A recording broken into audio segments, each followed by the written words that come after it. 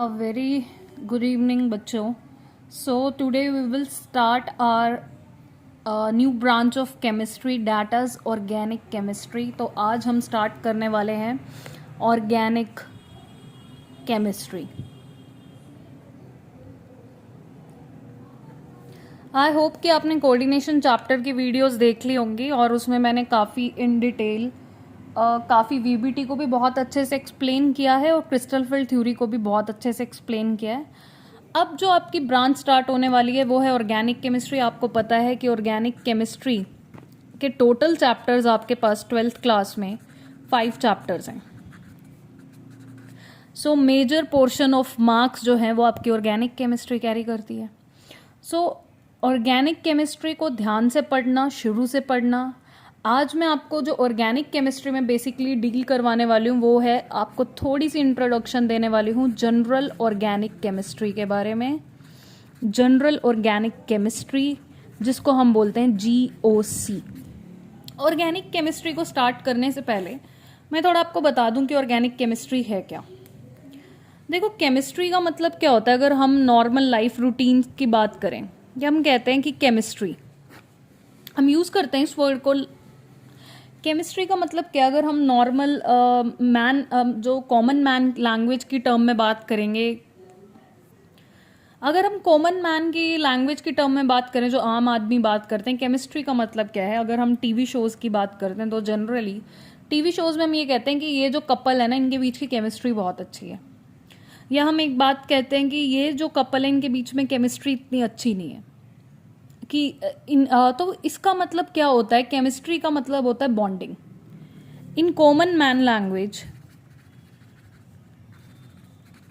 है ना, केमिस्ट्री का जो मतलब होता है, केमिस्ट्री का मतलब, इसका मतलब होता है बॉन्डिंग की बात करें कि इनके बीच का बॉन्ड अच्छा है कि नहीं है, सिंपल टर्म में. ऐसे ही जो ऑर्गेनिक केमिस्ट्री है उसका जो क्रक्स है, जो ऑर्गेनिक केमिस्ट्री है बेटा, जो उसकी समरी है, अगर मैं ये कहना गलत नहीं होगा कि समरी की बात करें, ऑर्गेनिक केमिस्ट्री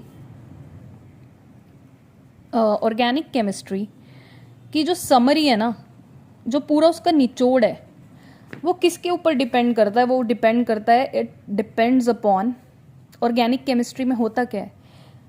यहाँ पे मेकिंग होती है बॉन्ड की और ब्रेकिंग होती है. पूरी ऑर्गेनिक केमिस्ट्री में दो ही चीज़ें आप पढ़ने वाले हो, मेकिंग ऑफ बॉन्ड, बॉन्ड का बनना, और ब्रेकिंग ऑफ बॉन्ड, बॉन्ड का टूटना. पूरी ऑर्गेनिक केमिस्ट्री इसी बात पर डिपेंड करती है कि बॉन्ड बन रहा है या बॉन्ड टूट रहा है. दो बातें हैं, making of bond and breaking of bond, दो बातों पर डिपेंड करती है. समझ में आया केमिस्ट्री की जनरल टर्म. ऐसे ही ऑर्गेनिक केमिस्ट्री का जो पूरा क्रक्स है, जो उसका पूरा निचोड़ है, वो ये है बेटा कि यहाँ पर बॉन्ड बनेगा और बॉन्ड टूटेगा. दो बातें पढ़नी है आपको पूरी ऑर्गेनिक केमिस्ट्री में, बॉन्ड का फॉर्म होना, बॉन्ड का ब्रेक होना. ठीक है. अब बॉन्ड का जो फॉर्म होता है या ब्रेक होता है, पहली बात तो ये है कि फॉर्मेशन ऑफ बॉन्ड किस चीज़ पर डिपेंड करता है. तो याद रखेंगे बेटा, फॉर्मेशन ऑफ बॉन्ड, जब भी एक बॉन्ड बनेगा तो उसके लिए दो कंडीशन होती हैं. बॉन्ड बनने की भी क्या होती हैं, दो कंडीशन. जैसे कि आप कोऑर्डिनेशन केमिस्ट्री में पढ़ते थे, ऐसे ही समझना. अगर बॉन्ड बनता है तो वो दो कंडीशंस पर बनता है. एक होता है डोनर. डोनर क्या करता है, आपको नाम से ही पता है. डोनर का मतलब क्या होता है, जो डोनेट करेगा.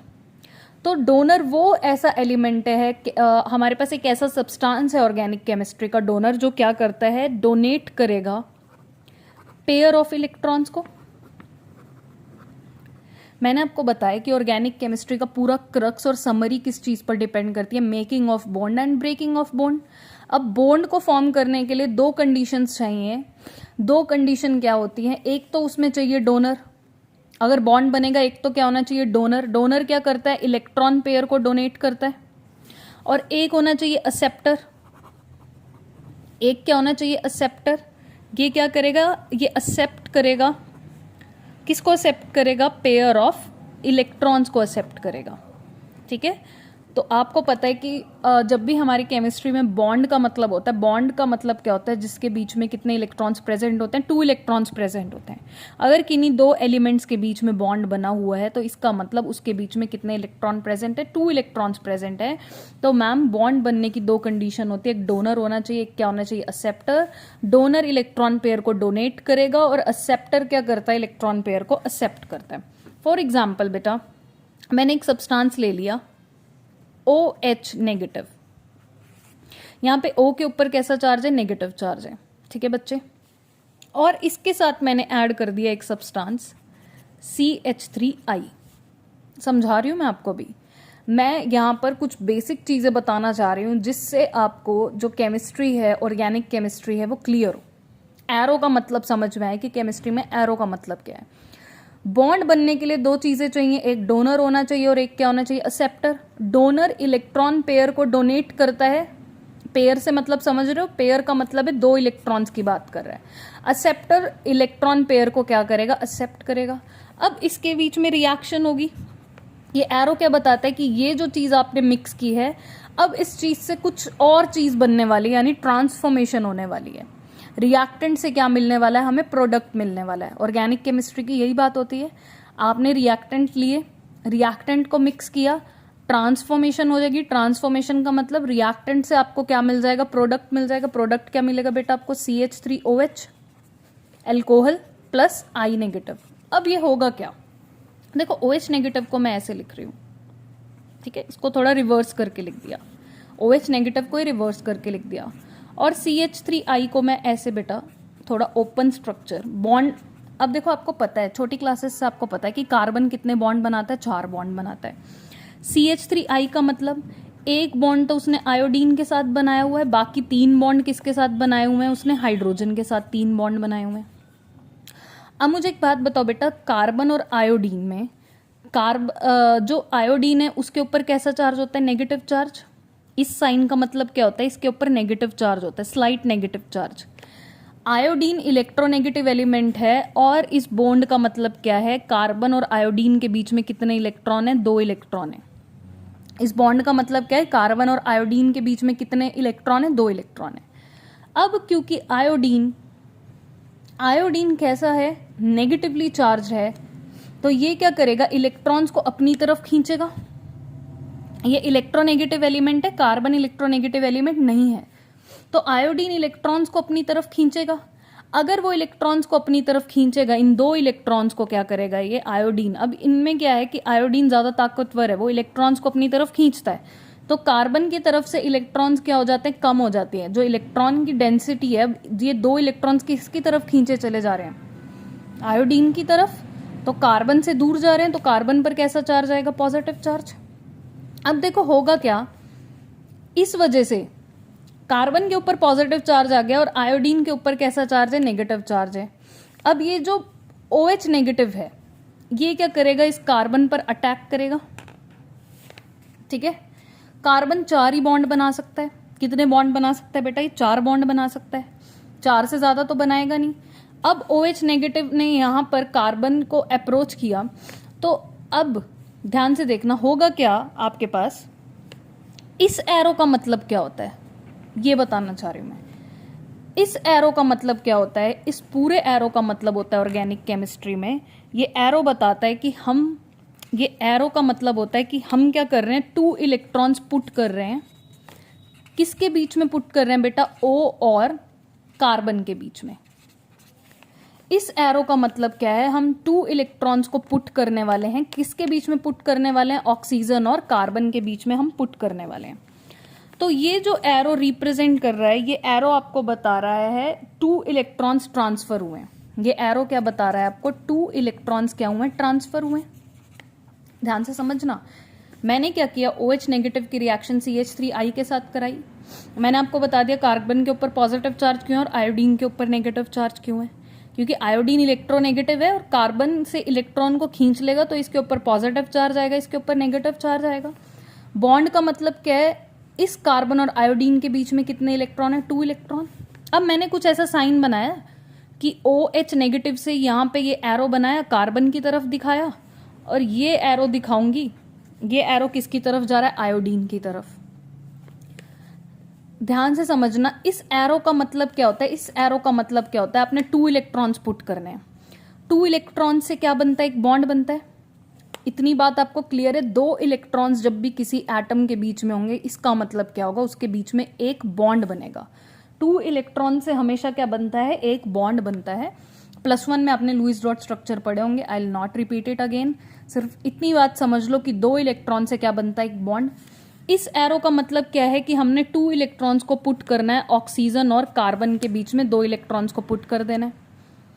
अब इस एरो का मतलब ये होता है कि 2 इलेक्ट्रॉन्स ट्रांसफर कर दिए। किसने ट्रांसफर किए हैं? ऑक्सीजन ने किसकी तरफ ट्रांसफर किए हैं? कार्बन की तरफ। ठीक है, किसकी तरफ ट्रांसफर किए हैं? कार्बन की तरफ। तो होगा क्या? ये CH3 है, इसको फिर से वैसे ही लिख देते हैं बेटा। OH नेगेटिव था, इसने 2 इलेक्ट्रॉन्स कार्बन को ट्रांसफर किए। इस एरो का मतलब क्या होता है? 2 इलेक्ट्रॉन्स ट्रांसफर हुए। ठीक है, इस साइड का एक एरो दिखाता है 1 इलेक्ट्रॉन को, और इस साइड का एक एरो दिखाता है 1 इलेक्ट्रॉन को। ये आपके पास क्या है? ये एरो है बेटा। ये जो हाफ पार्ट है ये 1 इलेक्ट्रॉन को दिखा रहा है, और एरो का दूसरा हाफ पार्ट भी किसको दिखा रहा है? 1 इलेक्ट्रॉन को। यानी टोटल कितने इलेक्ट्रॉन गए? 2 इलेक्ट्रॉन। और जब भी 2 इलेक्ट्रॉन ट्रांसफर होंगे तो बीच में क्या बनेगा? एक बॉन्ड बनेगा। जब भी 2 इलेक्ट्रॉन ट्रांसफर होंगे बीच में क्या बनेगा? एक बॉन्ड बनेगा। अब ये जो एरो दिखा रहा है आई के ऊपर, इसका मतलब क्या है? कार्बन और आयोडीन के बीच में जो 2 इलेक्ट्रॉन्स है वो आई लेकर चला जाएगा। कार्बन और आयोडीन के बीच में जो 2 इलेक्ट्रॉन्स हैं वो आई लेकर चला जाएगा। अब इलेक्ट्रॉन्स को जो लेके जाता है उसके ऊपर नेगेटिव चार्ज आता है, और जो इलेक्ट्रॉन्स को देता है उसके ऊपर नेगेटिव चार्ज खत्म हो जाता है। याद रखना बेटा, जो इलेक्ट्रॉन्स को दे रहा है उस O के ऊपर से नेगेटिव चार्ज खत्म हो जाएगा, और जो इलेक्ट्रॉन को लेके चला गया I, उसके ऊपर कैसा चार्ज आ जाएगा? Negative charge. अब ये कार्बन से अपना इलेक्ट्रॉन तो लेके गया, पर कार्बन का इलेक्ट्रॉन भी लेके चला गया, तो I के ऊपर कैसा चार्ज आने वाला है? नेगेटिव।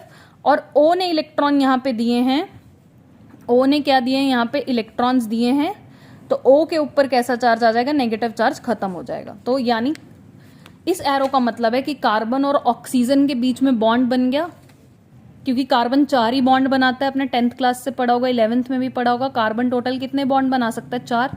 तो जब वो कार्बन और ऑक्सीजन का बॉन्ड बनेगा तो कार्बन और आयोडीन का बॉन्ड क्या हो जाएगा? ब्रेक हो जाएगा, और आपके पास आई नेगेटिव क्या हो जाएगा? अलग हो जाएगा। इलेक्ट्रॉन लेके चला गया, जो इलेक्ट्रॉन लेके जा रहा है, इस एरो का मतलब क्या है? ये 2 इलेक्ट्रॉन लेके जा रहा है। जो इलेक्ट्रॉन लेके जा रहा है उसके ऊपर नेगेटिव चार्ज लगा दो, और जो इलेक्ट्रॉन डोनेट कर रहा है उसका नेगेटिव चार्ज खत्म हो जाएगा। यानी यहाँ पर फिर से केमिस्ट्री का मतलब, यानी पूरी ऑर्गेनिक केमिस्ट्री किस पर डील करेगी? Making of bond and breaking of bond. इसको मैं ऐसे लिख सकती हूँ बेटा, इसी चीज को मैं ऐसे लिख सकती हूँ CH3OH, और I नेगेटिव क्या हो गया? बाहर हो गया। अब कार्बन ने OH के साथ बॉन्ड बना लिया और I नेगेटिव बाहर हो गया। समझ में आई ये चीज? और इस एरो का मतलब क्या है? इस एरो का मतलब है 2 इलेक्ट्रॉन्स का ट्रांसफर होना, और 2 इलेक्ट्रॉन्स जब भी बीच में आते हैं तो क्या बनता है? बॉन्ड बनता है। 2 इलेक्ट्रॉन से क्या बनता है? एक बॉन्ड बनता है। 2 इलेक्ट्रॉन से क्या बनेगा? एक बॉन्ड बनेगा। ये एरो ही क्या दिखा रहा है? 2 इलेक्ट्रॉन्स जा रहे हैं। ठीक है, क्या दिखा रहा है? 2 इलेक्ट्रॉन्स जा रहे हैं। अब देखो, केमिस्ट्री में आपने 2 टर्म्स पढ़ी होंगी जब भी कोई केमिकल रिएक्शन होती है। केमिस्ट्री का मतलब ही क्या है? Chemical reaction. रिएक्शन जब भी होती है, इसका मतलब जिस चीज को आप रिएक्ट करवा रहे हो वो चीज अब बदल जाएगी। किस में बदल जाएगी? रिएक्टेंट किस में बदल जाएंगे? प्रोडक्ट में बदल जाएंगे। तो मैं इसको क्या बोल सकती हूँ? Chemical transformation. क्या बोल सकती हूँ? Chemical transformation. क्योंकि ट्रांसफॉर्मेशन का मतलब क्या है कि जैसे मैंने यहाँ पे रिएक्शन करके दिखाई, CH3I को किसके साथ रिएक्ट करवा दिया? OH नेगेटिव के साथ। तो आपके पास क्या बन गया? CH3OH, और I नेगेटिव क्या हो गया? बाहर हो गया। आई रिपीट, इस एरो का मतलब है 2 इलेक्ट्रॉन्स डाल देने हैं कार्बन और ऑक्सीजन के बीच में, और 2 इलेक्ट्रॉन्स का मतलब होता है एक बॉन्ड बन जाएगा। किसके बीच में बॉन्ड बन जाएगा? कार्बन और ऑक्सीजन के बीच में। ये एरो क्या दिखा रहा है? ये 2 इलेक्ट्रॉन्स कौन ले गया यहाँ से? आयोडीन ले गया। ये जो बॉन्ड के 2 इलेक्ट्रॉन्स है कौन ले गया यहाँ से? आयोडीन ले गया। जो इलेक्ट्रॉन्स लेके जा रहे हैं उसके ऊपर नेगेटिव चार्ज, और जो इलेक्ट्रॉन्स को दे रहा है उसके ऊपर ये नेगेटिव चार्ज गायब हो जाएगा। याद रखना बेटा इस चीज को। इस एरो का मतलब होता है 2 इलेक्ट्रॉन्स का ट्रांसफर दिखाना। इस पूरे एरो का मतलब क्या होता है, 2 इलेक्ट्रॉन्स का ट्रांसफर दिखाना। ये हाफ पार्ट एरो का क्या दिखा रहा है, 1 इलेक्ट्रॉन, अनदर हाफ पार्ट भी क्या दिखा रहा है, 1 इलेक्ट्रॉन। इस चीज को ध्यान से समझिएगा। केमिकल ट्रांसफॉर्मेशन का मतलब क्या होता है, रिएक्टेंट से क्या बन रहा है, प्रोडक्ट बन रहा है। जब भी हमारे पास कोई केमिकल रिएक्शन होगी तो उसमें 2 चीजें होंगी, एक होगा हमारे पास इलेक्ट्रोफाइल, एक होगा हमारे पास न्यूक्लियोफाइल।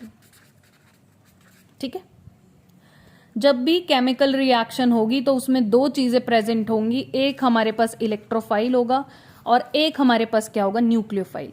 फाइल का मतलब होता है केमिस्ट्री में, फाइल का मतलब होता है लविंग। फाइल का मतलब होता है लविंग। जो फाइल वर्ड होता है इंग्लिश का बेटा, उसको बोलते हैं लविंग। इलेक्ट्रो का मतलब होता है इलेक्ट्रॉन लविंग, यानी इलेक्ट्रोफाइल वो सब्सटेंस है जो इलेक्ट्रॉन्स को क्या करता है, पसंद करता है, दैट लव्स इलेक्ट्रॉन्स। इलेक्ट्रोफाइल का मतलब क्या होता है, फाइल का मीन्स होता है लविंग और इलेक्ट्रो का मतलब क्या होता है बेटा, इलेक्ट्रॉन। अगर इसको इलेक्ट्रॉन्स चाहिए तो इसके ऊपर कैसा चार्ज होगा, इलेक्ट्रॉन लविंग स्पीशीज है, इलेक्ट्रोफाइल क्या है, इलेक्ट्रॉन लविंग स्पीशीज। अगर ये इलेक्ट्रॉन लविंग स्पीशीज है तो इसके ऊपर कैसा चार्ज होगा, अपोजिट चार्ज अट्रैक्ट करते हैं। अगर ये इलेक्ट्रॉन लविंग है, इलेक्ट्रॉन के ऊपर कैसा चार्ज होता है, नेगेटिव चार्ज होता है। और नेगेटिव चार्ज की तरफ कौन अट्रैक्ट होता है, पॉजिटिव चार्ज। तो हम क्या लिखेंगे, इलेक्ट्रोफाइल को हम किससे रिप्रेजेंट करते हैं, EU से। और इसके ऊपर कैसा चार्ज होता है बेटा, पॉजिटिव चार्ज, क्योंकि ये कौन सी स्पीशीज है, इलेक्ट्रॉन लविंग। इलेक्ट्रॉन के ऊपर कैसा चार्ज होता है, नेगेटिव चार्ज। और जो स्पीशीज इलेक्ट्रॉन लविंग है तो इलेक्ट्रॉन को कौन ही अट्रैक्ट कर सकता है, खुद पॉजिटिव चार्ज अट्रैक्ट कर सकता है, क्योंकि अपोजिट चार्ज, फिजिक्स और केमिस्ट्री में आपको पता है अपोजिट चार्ज के बीच में क्या होता है, अट्रैक्शन। न्यूक्लियोफाइल, इसको ब्रेक करते हैं। Nucleophile, file means loving and nucleo means nucleus. अच्छा बच्चों, न्यूक्लियस पर कैसा चार्ज होता है, पॉजिटिव चार्ज। न्यूक्लियस पर कैसा चार्ज होता है, पॉजिटिव चार्ज। ये वो स्पीशीज हैं जो न्यूक्लियस लविंग है, यानी इनको कौन सा चार्ज पसंद है, पॉजिटिव चार्ज पसंद है। अगर इन्हें पॉजिटिव चार्ज पसंद है तो न्यूक्लियोफाइल के ऊपर कैसा चार्ज होगा, नेगेटिव चार्ज। न्यूक्लियोफाइल को किससे दिखाते हैं, NU से, और इलेक्ट्रोफाइल को किससे दिखाते हैं, पॉजिटिव से। समझ में आया। तो इसके ऊपर अगर ये न्यूक्लियस लविंग है यानी पॉजिटिव चार्ज की तरफ अट्रैक्ट होती है तो इसके ऊपर खुद कैसा चार्ज होगा, नेगेटिव चार्ज। और इलेक्ट्रोफाइल को कौन सा चार्ज पसंद है, नेगेटिव चार्ज, तो इसके ऊपर खुद कैसा चार्ज होगा बच्चों, पॉजिटिव चार्ज। इतनी बात समझ में आई, क्लियर है। अब देखो ध्यान से समझना। तो हम ये कह सकते हैं कि जो इलेक्ट्रोफाइल है जिसके ऊपर पॉजिटिव चार्ज होता है, इसके पास तो पहले ही इलेक्ट्रॉन्स की कमी है, तो इसके पास क्या होता है, एम्प्टी ऑर्बिटल। आपको पता है हम ऑर्बिटल को एक बॉक्स से रिप्रेजेंट करते हैं, ठीक है। इलेक्ट्रोफाइल पॉजिटिव चार्ज है, उसके पास इलेक्ट्रॉन की कमी है, तो इसके पास इलेक्ट्रॉन है ही नहीं, खुद के ऊपर पॉजिटिव चार्ज है तो इलेक्ट्रॉन की कमी है, तो इसके पास क्या होता है, एम्प्टी ऑर्बिटल, खाली ऑर्बिटल, इलेक्ट्रॉन ही नहीं। आपको पता है बेटा ऑर्बिटल में क्या होते हैं, इलेक्ट्रॉन्स होते हैं। ऑर्बिटल में क्या प्रेजेंट होते हैं, इलेक्ट्रॉन्स। एम्प्टी का मतलब उसमें इलेक्ट्रॉन्स है ही नहीं। अब न्यूक्लियोफाइल के ऊपर कैसा चार्ज होता है, ये इलेक्ट्रोफाइल है, EU पॉजिटिव चार्ज, और NU क्या है, नेगेटिव चार्ज, न्यूक्लियोफाइल। न्यूक्लियोफाइल के पास क्या होते हैं, फील्ड ऑर्बिटल। आपको पता है ना बेटा, ये एक ऑर्बिटल दिखा है और एक ऑर्बिटल में मैक्सिमम कितने इलेक्ट्रॉन आ सकते हैं, 2 इलेक्ट्रॉन्स आ सकते हैं। एक ऑर्बिटल मैक्सिमम कितने इलेक्ट्रॉन्स कंटेन कर सकता है, 2 इलेक्ट्रॉन्स को कंटेन कर सकता है। तो ये एम्प्टी ऑर्बिटल है और ये आपके पास क्या होता है, फील्ड ऑर्बिटल। तो जब भी आपके पास रिएक्शन होगी, जब भी मैं आपको ऑर्गेनिक रिएक्शंस दिखाऊंगी पूरी ऑर्गेनिक केमिस्ट्री में, तो जो इलेक्ट्रॉन्स हैं, ये एरो क्या बता रहा है मैम, ये एरो बताता है, आई रिपीट अगेन, ये एरो बता रहा है 2 इलेक्ट्रॉन्स का ट्रांसफर। क्या बता रहा है, 2 इलेक्ट्रॉन्स का ट्रांसफर बताता है ये एरो। इसका मतलब हमारा जो इलेक्ट्रॉन्स है वो कहाँ से कहाँ जा रहे हैं, from field orbital to empty orbital. Simple सी बात है बेटा, डोनेट वही कर सकता है जिसकी ऑर्बिटल में क्या प्रेजेंट हो, इलेक्ट्रॉन्स प्रेजेंट हो। जिसके पास इलेक्ट्रॉन है ही नहीं वो क्या डोनेट करेगा। इसके पास एम्प्टी ऑर्बिटल है, इसके पास इलेक्ट्रॉन्स की कमी है, और जो फील्ड ऑर्बिटल है इसके पास इलेक्ट्रॉन्स की कमी नहीं है, इसके पास इलेक्ट्रॉन्स अच्छे खासे हैं। तो ये एरो का मतलब क्या होता है, 2 इलेक्ट्रॉन्स ट्रांसफर हुए, कहां से कहां ट्रांसफर हुए, from nucleophile to electrophile. 2 electrons transfer का मतलब है 2 इलेक्ट्रॉन से क्या बनता है, एक बॉन्ड। तो यहां पर क्या होगा, इलेक्ट्रोफाइल और न्यूक्लियोफाइल के बीच में क्या बन जाएगा, एक बॉन्ड बन जाएगा। क्योंकि उसने इलेक्ट्रॉन्स को लिया है तो इसके ऊपर पॉजिटिव चार्ज खत्म हो जाएगा, और इसने इलेक्ट्रॉन्स को दिया है तो इसके ऊपर नेगेटिव चार्ज खत्म हो जाएगा। जैसे ही बॉन्ड बनेगा नेगेटिव चार्ज खत्म हो जाएगा क्योंकि इसने इलेक्ट्रॉन्स को डोनेट किया है, और इसने इलेक्ट्रॉन्स को एक्सेप्ट किया है तो इसके ऊपर पॉजिटिव चार्ज खत्म हो जाएगा, और इन दो इलेक्ट्रॉन्स के वजह से बीच में क्या बन जाएगा, बॉन्ड बन जाएगा। यानी जब भी बॉन्ड बनेगा वो कहाँ से कहाँ बनेगा, बॉन्ड जब भी फॉर्म होगा, यानी बॉन्ड फॉर्म होगा तो 2 इलेक्ट्रॉन्स क्या हुए होंगे, ट्रांसफर हुए होंगे बच्चों।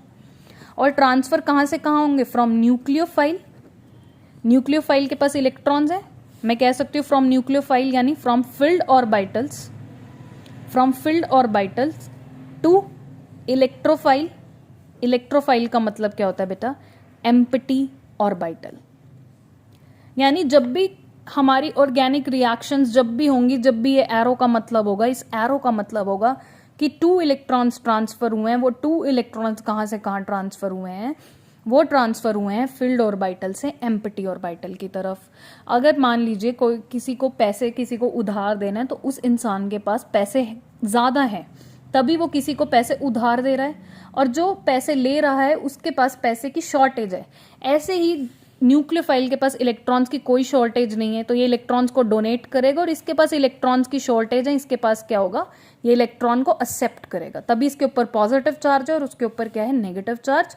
और एरो का मतलब होता है 2 इलेक्ट्रॉन्स ट्रांसफर कर दिए। 2 इलेक्ट्रॉन्स का मतलब क्या होता है, हमें क्या बनाना है, एक बॉन्ड बनाना है, तो बॉन्ड बन जाएगा किसके किसके बीच में, इलेक्ट्रोफाइल के बीच में और न्यूक्लियोफाइल के बीच में। तो पॉजिटिव जो इलेक्ट्रॉन ट्रांसफर होंगे कहाँ से कहाँ जाएंगे, from filled to empty, from nucleophile to electrophile, from negative charge to positive charge. I hope this is the thing which I want to tell you. ये एक जनरल ऑर्गेनिक केमिस्ट्री का मैंने आपको एक बेसिक बता दिया जो आपके पास आगे पूरी ऑर्गेनिक केमिस्ट्री में काम आएगा। एक लास्ट टॉपिक मैं आपको बता रही हूँ, हाइब्रिडाइजेशन। हाइब्रिडाइजेशन केमिस्ट्री में हाइब्रिडाइजेशन हम कैसे चेक करेंगे इन ऑर्गेनिक केमिस्ट्री स्पेशली, हमें क्या चेक करना है बेटा, number of sigma bond, number of sigma bonds, कितने सिग्मा बॉन्ड हैं वही आपको क्या बता देगी, हाइब्रिडाइजेशन। हालांकि हाइब्रिडाइजेशन में आपके पास क्या चेक करते हो आप, लोन पेयर भी चेक करते हो और सिग्मा बॉन्ड भी चेक करते हो, पर फॉर मेक थिंग्स इजी मैं आपको क्या बता रही हूँ, ऑर्गेनिक केमिस्ट्री में जब भी हम हाइब्रिडाइजेशन चेक करेंगे हम क्या चेक करेंगे, नंबर ऑफ सिग्मा बॉन्ड्स। क्या चेक करेंगे, नंबर ऑफ सिग्मा बॉन्ड्स। मैंने यहाँ पे 3 कंपोनेंट लिख दिए बच्चों, एक मैंने लिख दिया CH4, ठीक है, एक मैंने लिख दिया CH2 डबल बॉन्ड CH2, ये A है, ये B है और ये C है, एक मैंने लिख दिया CH triple bond CH। CH4 को क्या बोलते हैं हम, मीथेन, ठीक है बच्चों। इसको क्या बोलेंगे हम, 2 कार्बन आटम के लिए हम एथ यूज करते हैं, और अगर डबल बॉन्ड है तो उसके लिए क्या यूज करते हैं, इन। ये क्या हो गया, इथीन। अब यहाँ पर ट्रिपल बॉन्ड बनाया बेटा मैंने, 2 कार्बन आटम है तो उसके लिए हम एथ यूज करते हैं, और अगर ट्रिपल बॉन्ड है तो उसके लिए क्या यूज करेंगे, आइन। यानी एक मैंने लिया है CH4, एक मैंने यहाँ पर यूज किया है CH2 डबल बॉन्ड CH2, और एक लिया है CH ट्रिपल बॉन्ड CH। अब इसमें हाइब्रिडाइजेशन चेक करते हैं। देखिए फर्स्ट क्या है, CH4 कार्बन 4 ही बॉन्ड बना सकता है। Let's check the hybridisation of carbon here. ये मैंने इसके 4 बॉन्ड्स को इस तरीके से रिप्रेजेंट किया हुआ है कि कार्बन ने 4 बॉन्ड बनाए हुए हैं 4 हाइड्रोजन के साथ, ठीक है। केमिस्ट्री में, ऑर्गेनिक केमिस्ट्री में किसकी बात करते हैं, कोवेलेंट बॉन्ड की।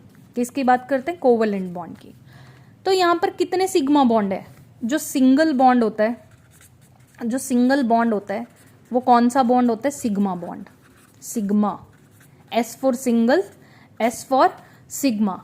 सिंगल बॉन्ड कौन सा बॉन्ड होता है, सिग्मा बॉन्ड। ये सारे बॉन्ड क्या है, सिंगल बॉन्ड, तो ये 1 sigma, 2 sigma, 3 sigma, 4 sigma. Total कितने सिग्मा बॉन्ड हो गए, CH4 में टोटल 4 सिग्मा बॉन्ड हो गए। अगर 4 सिग्मा बॉन्ड होते हैं तो हाइब्रिडाइजेशन होती है sp3। हाइब्रिडाइजेशन क्या होती है बच्चों, sp3। याद रखना, अगर 4 सिग्मा बॉन्ड है तो हाइब्रिडाइजेशन क्या है, sp3। S for single, S for sigma. जितने सिंगल बॉन्ड होंगे वो सारे सिग्मा बॉन्ड होंगे। यहाँ पर 4 सिंगल बॉन्ड हैं, 1 2 3 4। These are called 4 sigma bond and hybridization is sp3. 4 sigma bond होंगे तो हाइब्रिडाइजेशन क्या होगी? sp3. ये कार्बन कैसा हाइब्रिडाइज्ड है? sp3 हाइब्रिडाइज्ड है. Is that clear? This is very important. Please watch the videos if you really want to improve your organic chemistry. I can guarantee you that by studying organic chemistry from me you will not find any problem. ये sp3 hybridised है. अब देखिए 4 sigma bond है तो hybridisation क्या है? sp3. अगर हमारे पास 2 सिग्मा बॉन्ड हो, सॉरी यहाँ पे देखिए CH2 डबल बॉन्ड CH2. अच्छा sp3 में देखो S के ऊपर अगर कोई भी नंबर नहीं है तो उसके ऊपर क्या है? 1. क्या है? 1. 3 + 1 कितना हो जाएगा? 4. तो अगर 4 सिग्मा बॉन्ड होंगे तो हाइब्रिडाइजेशन क्या होगी बेटा? sp3 हाइब्रिडाइजेशन होगी. sp3 hybridisation. So 1 + 3 = 4 sp3 hybridisation. CH2 double bond CH2, ये सेकेंड स्ट्रक्चर था. यहां पे बॉन्ड बनाओ, इस H को इस तरीके से लिखो बेटा. अब इस कार्बन की हाइब्रिडाइजेशन चेक करते हैं. जो इस कार्बन की हाइब्रिडाइजेशन होगी वही इस कार्बन की भी सेम होगी. अब अगर डबल बॉन्ड बनते हैं तो इसमें एक सिग्मा होता है और एक पाई होता है. अगर डबल बॉन्ड बनते हैं तो इसमें एक सिग्मा होता है और एक क्या होता है? पाई. हाइब्रिडाइजेशन में हम क्या काउंट करते हैं? Sigma bond. तो इस कार्बन के कितने सिग्मा बॉन्ड है? इस कार्बन के कितने सिग्मा बॉन्ड है? 1 2 3. कितने बॉन्ड है? 1 2 3. 3 सिग्मा बॉन्ड अगर होंगे, pi bond we will not count pi bond in hybridisation. Pi bond को हाइब्रिडाइजेशन में काउंट नहीं करते. सिर्फ किसको काउंट करते हैं? सिग्मा बॉन्ड को. 3 सिग्मा बॉन्ड है तो इसकी हाइब्रिडाइजेशन क्या होगी? sp2. ठीक है. 3 सिग्मा बॉन्ड है तो हाइब्रिडाइजेशन क्या होगी? sp2. ध्यान से देखो 2 + 1 कितना हो जाएगा? sp2 हाइब्रिडाइजेशन है. 2 + 1 कितना होगा? 3. सो 2 + 1 हमारे पास ये क्या हो जाएगा? 3. ठीक है. 2 + 1 हमारे पास ये क्या हो जाएगा बेटा? 3. Is that clear? अब आगे देखो बेटा, अगर 3 सिग्मा बॉन्ड होंगे तो हाइब्रिडाइजेशन क्या होगी? sp2. 3 सिग्मा बॉन्ड होंगे तो हाइब्रिडाइजेशन क्या होगी? sp2. अब हमारे पास नेक्स्ट कैटेगरी क्या आती है? Third, CH triple bond CH. इसको फिर ओपन करके लिखिए. CH, बीच में 3 बॉन्ड है CH. अब अगर ट्रिपल बॉन्ड भी होता है तो उसमें एक सिग्मा होता है, बाकी 2 क्या होते हैं? पाई. ट्रिपल बॉन्ड में एक ही सिग्मा होता है, बाकी 2 क्या होते हैं? पाई. तो इस कार्बन की हाइब्रिडाइजेशन चेक करेंगे. इसमें एक सिग्मा बॉन्ड ये है और इसमें एक सिग्मा बॉन्ड ये है. सेम इसी कार्बन में, इस कार्बन में एक सिग्मा बॉन्ड ये है और एक सिग्मा बॉन्ड ये है. अगर 2 सिग्मा बॉन्ड होंगे तो हाइब्रिडाइजेशन क्या होगी? अगर 2 सिग्मा बॉन्ड होंगे तो हाइब्रिडाइजेशन क्या होगी बच्चों? sp. 1 + 1 कितना हो जाएगा? 2. 2 सिग्मा बॉन्ड है तो sp हाइब्रिडाइजेशन. 3 सिग्मा बॉन्ड है तो sp2 हाइब्रिडाइजेशन और 4 सिग्मा बॉन्ड है तो sp3 hybridisation. This is the thing which you want to know in organic chemistry. This is general organic chemistry and today I'll start your chapter Hello Alkanes and Hello Arenes. Thank you.